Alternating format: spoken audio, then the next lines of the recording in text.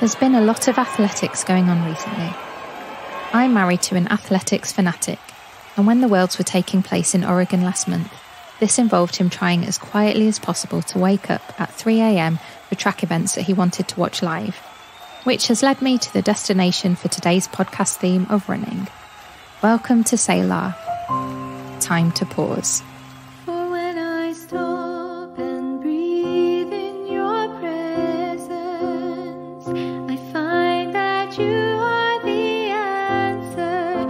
You're all I need. And even when I don't understand, I know I am safe in your hands. Just breathe.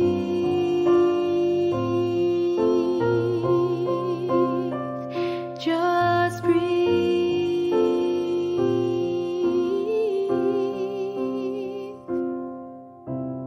For the past couple of weeks, I've been woken bleary-eyed by my alarm vibrating on my wrist.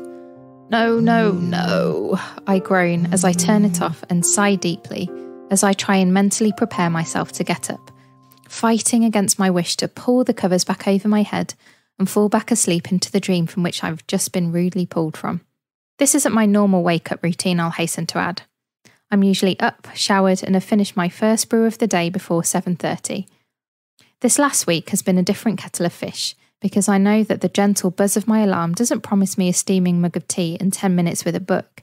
Instead, it reminds me that I'm about to go on a run. This week, every day without fail, my husband and I have donned our running gear and headed to the end of our road to run 2 laps of the park, 2.5 kilometres in total. It will be over in 16 minutes, he reminds me as I shuffle reluctantly alongside him. Jez is a born runner. He's so good at it, and he knows it. When he wants to let off steam or needs a pick-me-up, he'll go on a long run. Running is his happy place. It is not mine. My chosen form of exercise is weights or Pilates, but that's taken a back seat lately. Coming back from time off, we both found it difficult to get back into a regular rhythm of exercise. Eating bread and freshly baked cake was much more appealing, but in a bid to become fitter, I reluctantly agreed to go on an early run with him one morning. One run, I'll say. But this has seemed to become a daily thing. Let's do another one tomorrow, he said. I agreed. And so on and so forth. Let me describe how this run goes. We start off the first lap fine. The first 2 portions of the park path are slightly downhill or flat, but then we get to the last 2 bits and it gets harder. I'm learning to run on the balls of my feet, but I'm not used to it, and so my calves are screaming at me to stop.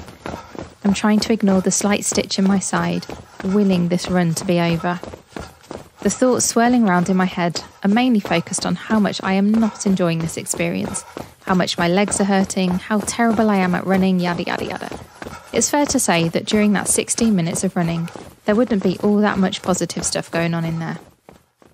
During this run though, Jez is there the whole time. Now, he could easily run a lap twice in the time it takes me to do one, but he goes at my pace. I say to him, "You can go on ahead if you want." "No, I want to run with you," is his reply. Sometimes I wonder why. Surely this can't be that fun for him going so slowly. When I get back home, I'm drenched in sweat and he looks like he's been out for a gentle stroll. But still, he wants to do this together. To begin with, he runs right next to me. Other times, he runs ever so slightly ahead to set a pace, but if he looks back and sees me struggling, he'll slow down and wait for me to catch back up. He'll ask me if I'm okay, or he'll give me some words of encouragement. "Your form is great. You can do it. Keep going. Last little bit and you'll be done." Sometimes he'll give me instructions. "Don't put your heels down. Keep on the balls of your feet." And sometimes he'll push me. "Sprint finish," he'll sometimes shout, to try and get me to run the last however many metres, which more often than not I'll scowl at. Sometimes he'll talk to me the whole way round, but most of the time he doesn't say anything. He just runs next to me. Even if I'm not always in the greatest of moods for those 16 minutes, I'm so thankful Jez is there because I'm not sure I could make myself do it or keep going when I want to stop if I was doing it on my own. Despite my bemoaning this running malarkey, I've noticed that I feel better. My legs feel stronger. I still don't really want to do it when that alarm goes off, but I know it's making me stronger and fitter, and the way I feel afterwards outweighs how I'm feeling in the moment. That's the reality of training for anything. The more you do it, the stronger you become, and when you start to find it easier, you know it's time to push yourself again. And that is a choice. To stay where it feels easy, knowing you'll just stay where you're at, or you push yourself and know it will be painful and difficult again at first, but you know it will level you up. These running escapades with Jez have got me thinking about how it kind of reminds me of a picture of what it's like following Jesus. He could go off on his own. He doesn't need us. He could outrun us in a heartbeat, but instead he chooses to limit himself to meet us where we're at. He doesn't charge ahead and leave us trailing behind, eating his dust and giving us no chance to follow. He stays right alongside us. He knows what we can handle, and he'll give us the opportunity to run a bit faster, encouraging us when he knows we're ready and giving us the choice of whether we go or not. We can't always hear him speaking to us, but that doesn't mean he's not there. He knows when we need encouragement, and he knows when we need a nudge or a challenge to up our game. When we stumble or struggle, he's right there alongside us. He doesn't leave us there, but cheers us on to keep going. Deuteronomy 31:8 says, "The Lord himself goes before you and will be with you. He will never leave you or forsake you. Don't be afraid and don't be discouraged." Those are words to live by.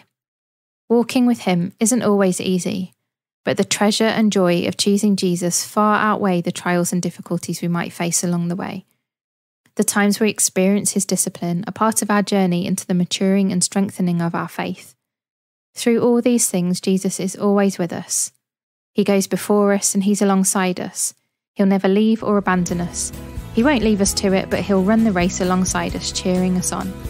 He's good like that.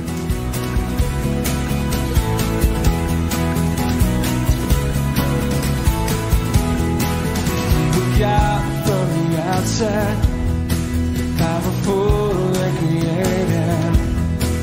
You saw us here before you called out the stars and the earth to existence. You were God to the holy. History is your story. You were once and is and forever will be. God will live for your love. So we will run all together.